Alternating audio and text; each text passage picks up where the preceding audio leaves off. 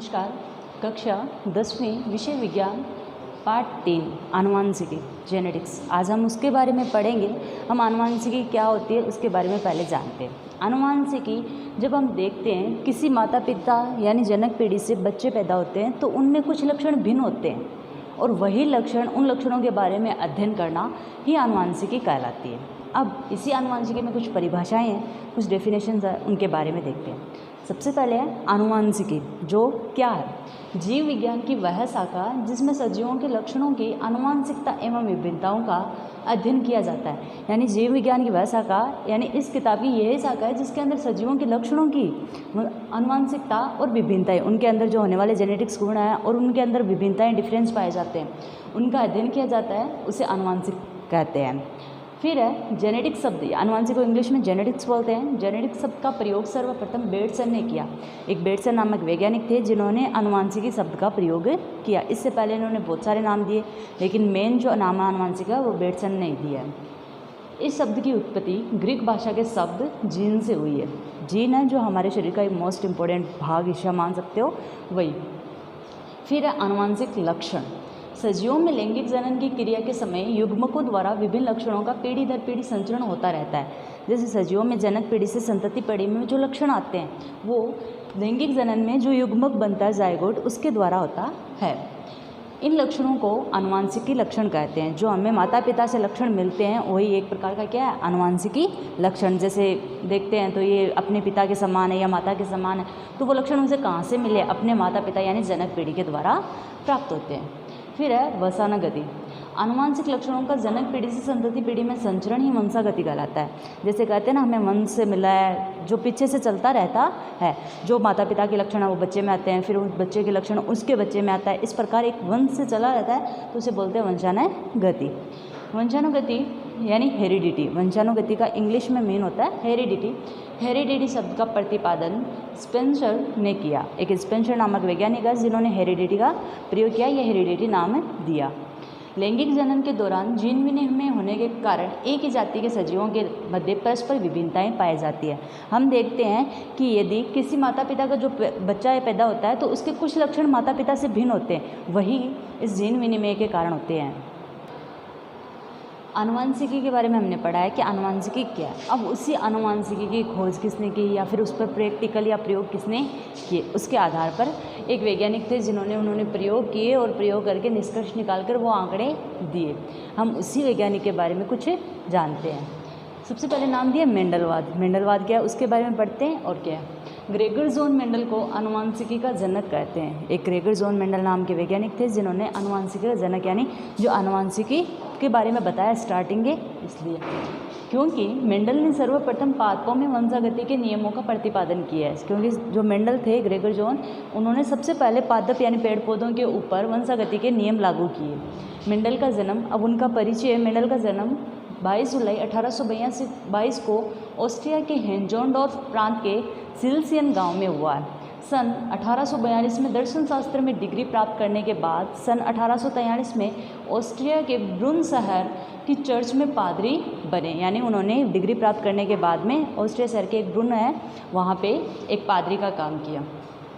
Church के उद्यान में उद्यान मटर यानी पाइसम सेटाइवम, मटर का वैज्ञानिक नाम होता है पाइसम सेटाइवम, पर 7 वर्ष तक संकरण प्रयोग किए। उन्होंने 7 वर्ष तक उस मटर के पौधों पर अलग अलग प्रकार के प्रयोग किए। संकरण का मतलब है कभी कोई से गुण कभी कोई दूसरे गुण आपस में मिला करके उन्होंने नए पौधे तैयार किए।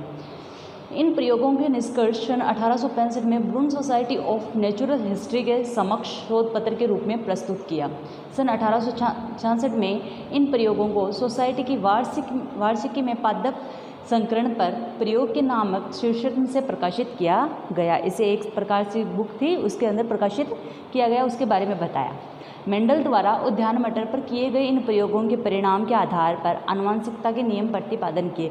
जो मेंडल ने प्रैक्टिकल किया है उसके ऊपर उन्होंने नियम दिए और उन्हीं नियमों को आनुवांशिकता के नियमों का नाम दिया और जिन्हें मेंडलवाद कहते हैं। जो मेंडल के द्वारा आनुवांशिकता नियम दिए गए उन्हीं को हम मेंडलवाद कहेंगे। 6 जनवरी 1884 को मेंडल की मृत्यु हो गई। मेंडल के प्रयोग जो उन्होंने किए पादप, अब उसके कारण मेंडल की सफलता के कारण, मेंडल की सफलता क्यों मिली उसे, उसके जो रीज़न है, 3 रीज़न दिए गए हैं वो है।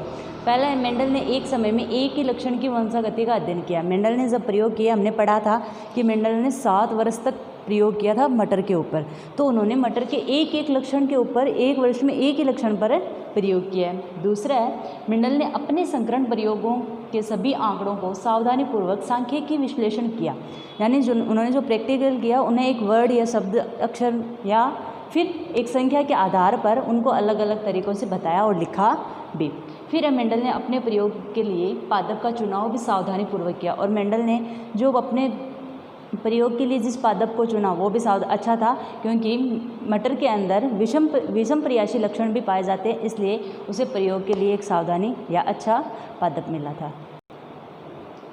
अब है जो उन्होंने मेंडल ने मटर का पादप का चयन किया, वो क्यों किया, उसके बारे में जो कारण है वो मटर के पादप का चयन करने के पीछे के कारण, 1 वर्षीय पादप होने के कारण कम समय में अनेक पीढ़ियों का अध्ययन किया जा सकता है। मटर है वो 1 वर्षीय पादप है, यानी 1 वर्ष में हम उसे पादप को लगाकर और उसके बीज फल जो भी है वो प्राप्त कर सकते हैं और वापस नया पादप तैयार कर सकते हैं। सेकेंड है, द्विलिंगी पुष्प होने के कारण स्वपरागण के द्वारा संयुग्मजी पादप अथवा शुद्ध वंशक्रम सरलता से प्राप्त किया जा सकता है। जो मटर का पुष्प होता है वो द्विलिंगी होता है। द्विलिंगी का अर्थ है उसके अंदर स्त्री केशर और पुंकेशर दोनों उपस्थित होते हैं। उसकी वजह से उसी पुष्प के पुंकेशर या परागकण है उसी पादप के स्त्री केशर में चले जाए तो उसे स्वपरागण कहेंगे। परागण की वह प्रक्रिया होती है कि किसी भी माध्यम के द्वारा परागकण स्त्री केशर तक पहुँचते हैं, तो इसके द्वारा हम शुद्ध वंशक्रम सरलता से प्राप्त कर सकते हैं। जैसा हमारे पास पादप है सेम उसी के प्रकार का पादप प्राप्त करना। तीसरा है, विमपुषण विधि द्वारा कृत्रिम पर परागण आसानी से किया जा सकता है।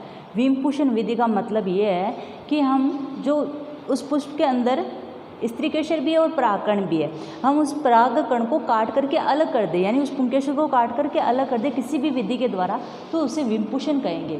तो विमपुषण विधि द्वारा कृत्रिम पर परागण, कृत्रिम का मतलब है हमारे द्वारा उसमें दूसरे परागणों को वहाँ छोड़ा जाए, तो आसानी से किया जा सकता है। फिर चौथा है, मटर के पौधों में विभिन्न विप्रियाशी लक्षणों के जोड़े पाए जाते हैं। विप्रियाशी लक्षण का मतलब है एक के विपरीत दूसरा लक्षण। जैसे बीज का आकृति गोल और झुर्रीदार होती है, वैसे ही पुष्प सफ़ेद और बैंगनी, या फिर पुष्प अग्रस्त लगा है या शीर्षक लगा है, या बीज का रंग जैसा हरा या पीला, इस प्रकार से मटर के 7 विप्रियाशी लक्षण पाए जाते हैं। मेंडल ने जो अपने नियम दिए मेंडलवाद, उनको देने के बाद में उन्होंने बहुत सारे प्रैक्टिकल इतने अच्छे प्रकार से किए, फिर भी उनके प्रयोग गुप्त रहे, यानी उनके बारे में किसी को भी नहीं पता चला। इसीलिए मेंडलवाद की पुनर्खोज की गई। कहने का यह है कि मेंडल द्वारा प्रस्तुत किए गए वंशागति के नियम लगभग 35 वर्ष तक उपेक्षित रहे, किसी को पता नहीं रहा।